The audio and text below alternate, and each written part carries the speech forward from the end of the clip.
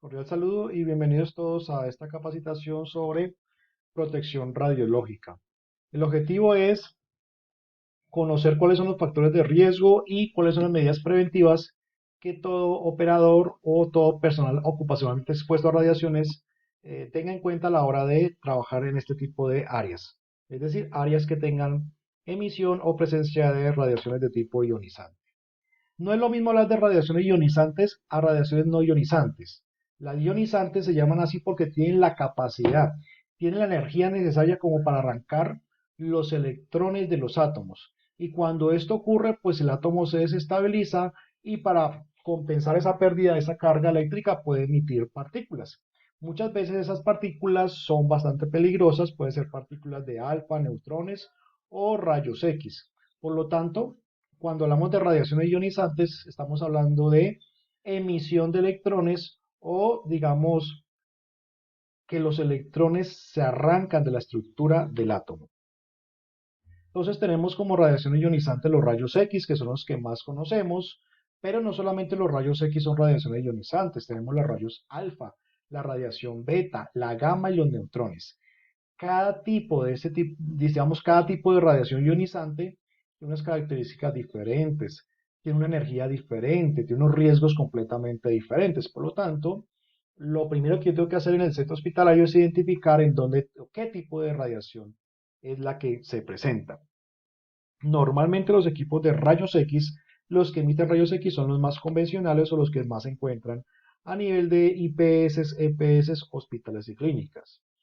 Como riesgo laboral es un riesgo crítico eh, por varias razones. Una de ellas es que se puede medir la exposición y el otro problema es que causa daño genético, es decir, una persona que trabaje muchos años sin ningún tipo de protección, la parte del ADN, la genética, puede verse afectada. Esto, por lo tanto, debe justificar y controlar la exposición utilizada debido a que hoy en día a nivel médico sobre todo y odontológico y de salud en general, pues aporta grandes beneficios a los usuarios y en general a las personas. Pueden haber, por ejemplo, respecto al ADN, dos efectos. ¿Qué es lo que ocurre?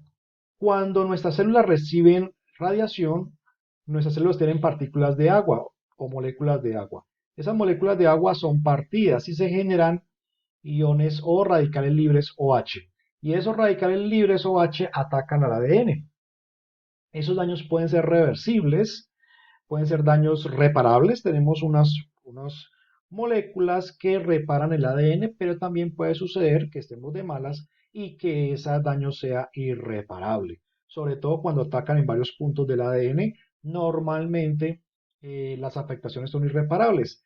El problema es que si estos daños se continúan durante mucho tiempo, pues evidentemente si yo tengo hijos, pues nuestros hijos van a recibir nuestro parte del ADN nuestro, pues pueden venir problemas a nivel genético. Ese es uno de los principales problemas, no es el único. Ahora, ¿por qué la exposición a rayos X es un riesgo vigilado? Pues básicamente porque la radiación no se ve, no se puede tocar, no huele a nada, no tiene un olor característico. Entonces, yo puedo estar expuesto y no me puedo dar cuenta. Además, es un riesgo vigilado por los rayos X porque atraviesan mucho material. Los rayos X atraviesan, por ejemplo, la madera, atraviesan el hierro, atraviesan el panel yeso o el icopor, es decir, atraviesa una cantidad de materiales y si esto ocurre nos puede causar daños irreversibles. También nos puede causar afectaciones físicas graves, efectos agudos. La fotografía es de un paciente en el cual se le hizo un procedimiento de fluoroscopia durante 90 minutos. Y esto ocasionó una necrosis de piel. Esto es uno de los efectos, en este caso efectos agudos, las necrosis que pueden causar, pero aquí es, digamos, una responsabilidad del operador de los equipos de rayos X no llevar a cabo procedimientos fluoroscópicos por demasiado tiempo. Esa es una afectación pues muy delicada que le ocasionó al paciente, en este caso en su piel. Lo que no sabemos es, más allá en las células, el tema genético que pudo haber causado. Hay dos tipos de efectos cuando manejamos radiaciones. Los efectos estocásticos y los efectos determinísticos o no estocásticos. Los efectos estocásticos tienen que ver con que a mayor dosis de radiación que yo reciba en mi vida laboral, pues la probabilidad aumenta proporcionalmente. En cambio, los efectos determinísticos más no dependen directamente de una dosis. Están más asociados a la dosis recibidas, por ejemplo, por el feto. Por lo tanto, los efectos estocásticos ya están claramente establecidos, los deterministas no están tan claramente definidos y uno no sabe a qué dosis puede ocasionar la gravedad o mayor gravedad en efectos deterministas. Otro ejemplo, o lo que me ibas hablando, afectaciones por el ADN. El ADN puede ser afectado por efectos indirectos de la radiación cuando estas ingresan a la membrana de la célula o ingresan al nivel celular, o efectos directos que tienen que ver con la formación de radicales libres que pueden ser OH o radicales H. Estos se llaman así porque tienen pues una alteración en su estructura atómica. El hecho es que ya sean por efectos directos o indirectos, pues vienen lesiones al ADN. Esas lesiones pueden no tener reparo, en cuyo caso hay daño, digamos, de los tejidos. Esos son efectos determinísticos. Puede haber una reparación parcial, en donde puede haber una mutación, o puede haber una apoptosis, o puede haber un cáncer o efectos hereditarios. Si da cáncer o efectos hereditarios se llaman efectos estocásticos. O también puede ocasionar una apoptosis, en cuyo caso pues puede haber muerte celular programada y eso sería un efecto determinístico. Pero si el ADN tiene la capacidad de repararse, pues la célula sobrevive, y cuando se repara es porque normalmente pues la dosis no fue alta. Algunas lesiones se agravan con el tiempo. La fotografía nos muestra una irradiación extrema en la mano derecha, eritema de mano, en el cual, como podemos ver, 7 meses después de la lesión, prácticamente la persona perdió todos los dedos. Esto debido a que ya el daño celular se ocasionó debido a altas dosis recibidas. Estos son, digamos, accidentes ya muy graves que incluso se dan después de 5 o 6 meses. Habíamos mencionado que la radiación pues no huele, no se siente, no tiene ningún tipo de color. Y aparte, pero hay, digamos, materiales que la retienen. Habíamos dicho que la radiación alfa, beta, gamma y neutrones son tipos de radiaciones ionizantes. Los rayos alfa son muy fáciles de detener simplemente con una hoja de papel. Los rayos beta los podemos detener con aluminio. Los rayos X los podemos detener con plomo. Pero los rayos gamma tenemos que detenerlos o con plomo o con hormigón, igual que los neutrones. Por lo tanto, los rayos X no son detenidos ni por el papel, ni por el aluminio, ni por el panel yeso, como hemos mencionado anteriormente. Para detener los rayos X tenemos que utilizar plomo. Eh, digamos, los rayos X y los rayos gamma tienen tres características muy importantes, aparte de lo que hemos mencionado hasta ahora. Tienen alto poder de penetración, tienen bajo poder de ionización y la radiación externa se puede presentar, por lo tanto hay un riesgo de radiación externa. Tres principios básicos y fundamentales en protección radiológica: tiempo, distancia y blindaje. A menor tiempo de exposición, yo voy a recibir menos dosis. Distancia: entre yo más me aleje de los equipos de rayos X encendidos o yo más me aleje del equipo de rayos X portátil, pues menos dosis voy a recibir, dosis de radiación. Y el blindaje: a mayor blindaje, entre más fuerte sea el blindaje, entre más grueso sea el blindaje, yo voy a recibir menos dosis. El blindaje normalmente se hace con plomo, porque el plomo ya es un material que ha demostrado que dura muchos años en paredes, en materiales de protección, y realmente hoy se garantiza que material recubierto de plomo o con plomo pues va a detener de forma adecuada los rayos X y los rayos gamma. ¿Quiénes son los trabajadores expuestos laboralmente? Todos aquellos operadores de rayos X, todos los que manipulan los equipos, todo personal de salud que atiende pacientes que han sido irradiados y obviamente los pacientes que tenemos que irradiarlos para un tratamiento que le va a beneficiar normalmente su estado de salud. ¿Cuáles son las fuentes de exposición que vemos? Pues básicamente las fuentes de exposición son diferentes equipos, diferentes materiales, equipos radioactivos, materiales químicos radioactivos. Y sobre todo, de los más importantes son los equipos de rayos gamma y rayos X que se emplean a nivel de salud y a nivel de investigación del laboratorio. Normalmente en odontología, por ejemplo, se cuenta con equipos de rayos X intraoral, el cual cuenta básicamente con tres elementos: el tubo de rayos X, que tiene un cabezote, un panel de control y el generador de alto voltaje. La colimación es un elemento muy importante, ya que la colimación pues permite al operador homogeneizar las trayectorias del haz. Y la colimación debe hacerse normalmente en casi todos los equipos que tengan equipos de rayos X. La colimación es un elemento muy importante. También tenemos los equipos de Arcuence portátiles, ¿no? Los cuales contienen una serie de elementos. El tubo generador de rayos X, que es este de acá. Tenemos este elemento de acá, que es el intensificador. Aquí tenemos el colimador, que es importante, digamos, ajustarlo muy bien. Con eso se mejora mucho el tema de la exposición recibida a los trabajadores. Y tenemos pues el monitor donde vamos a poder ver las radiografías digitales. Esos equipos de Arcuence portátiles realmente hoy en día son bastante utilizados en muchas clínicas. Sobre todo se emplea mucho en el área de cirugía. Y aquí viene un tema muy importante. Dependiendo de dónde se ubique el tubo generador de rayos X, asimismo vamos a recibir más o menos radiación. El primer escenario tenemos que el tubo de rayos X está ubicado en la parte inferior y el intensificador está en la parte superior. En esta posición es la correcta. El colimador va en esta parte de acá. ¿Por qué la posición correcta a la izquierda? Porque aquí vamos a recibir menos radiación, la vamos a recibir en esta parte de acá a nivel de la rodilla, las piernas. En cambio, si ubicamos el tubo de rayos X acá en la parte superior, realmente vamos a recibir mayor radiación a nivel de pecho, tiroides y la cara. Por lo tanto, en la medida de lo posible, no debemos ubicar en salas de cirugía el tubo en la parte superior. Eso se llama radiación dispersa. Y dependiendo de la ubicación del tubo de rayos X y el colimador, pues vamos a recibir más o menos radiación. Hablo de el personal de salud, no del paciente como tal. En el paciente son diferentes las dosis. Por lo tanto, debemos evitar al máximo la radiación dispersa.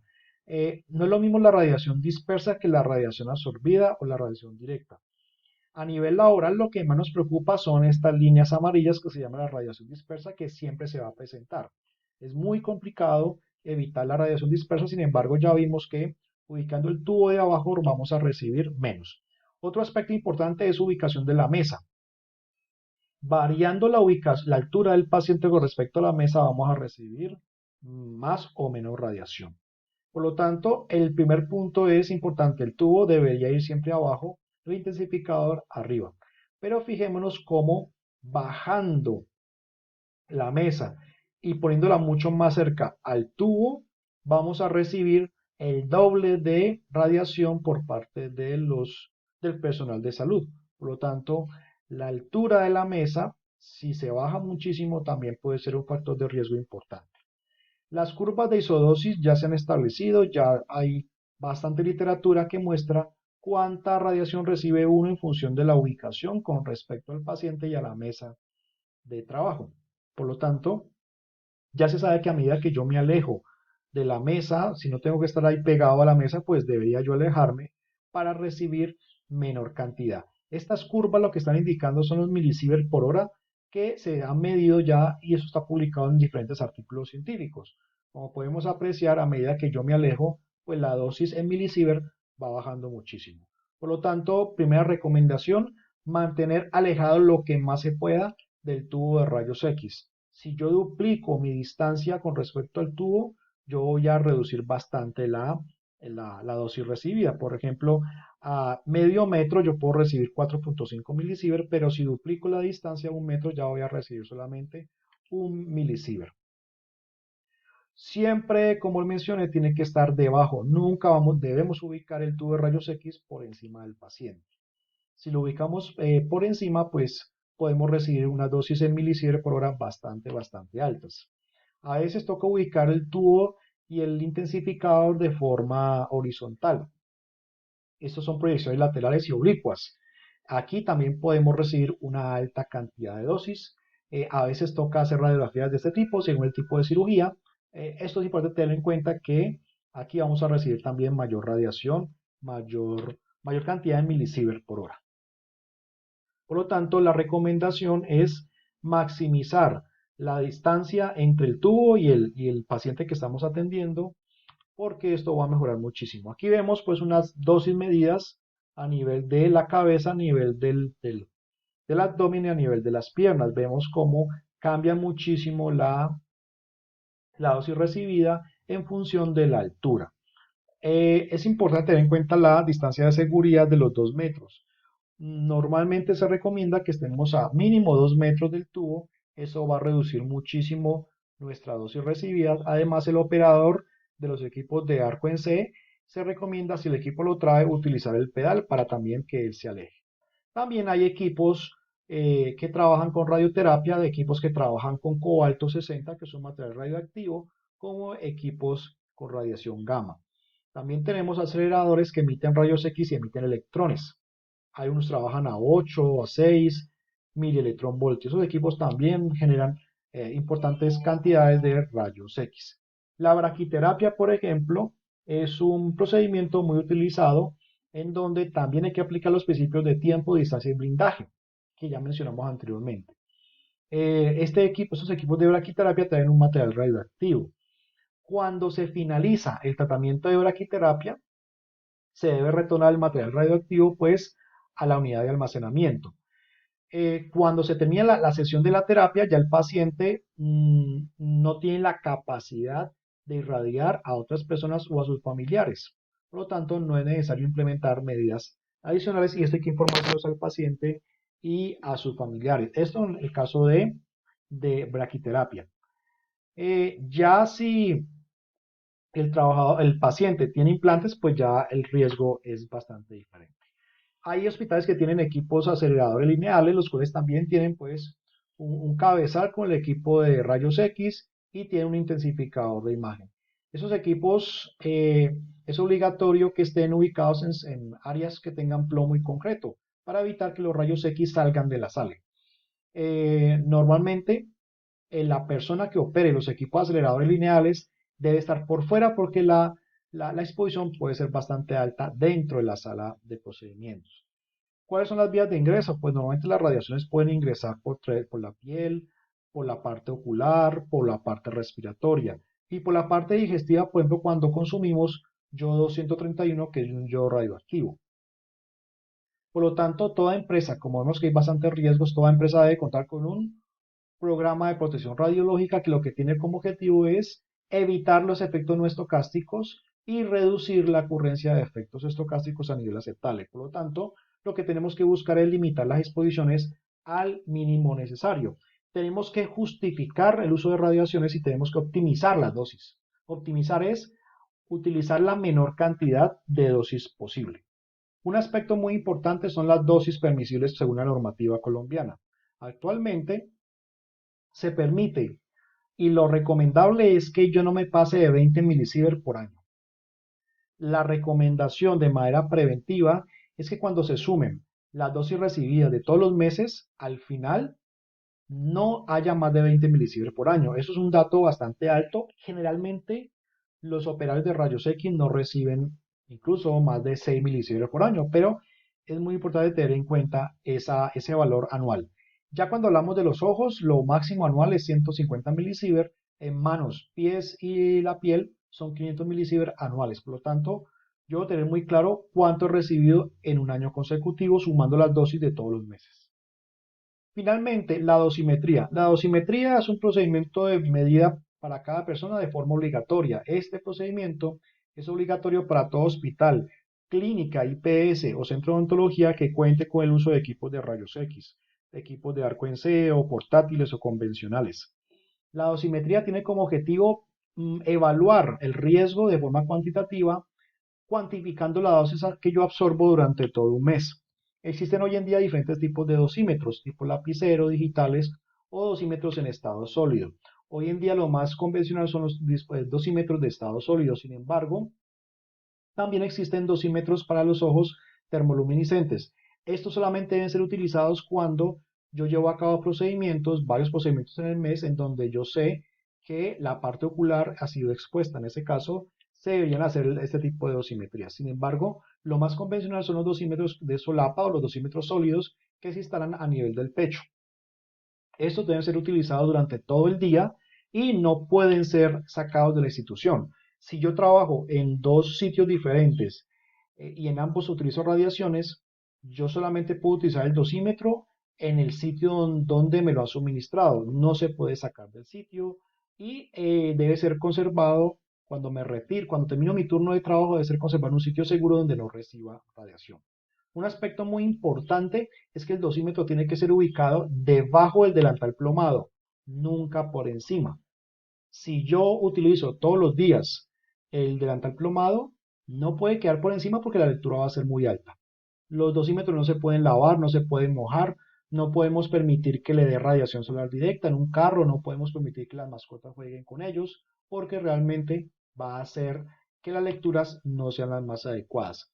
Hay ciertos procedimientos que requieren pues que se utilicen doble dosímetro, uno por encima y otro por abajo, pero si esto no es necesario, recordemos la ubicación por debajo del chaleco.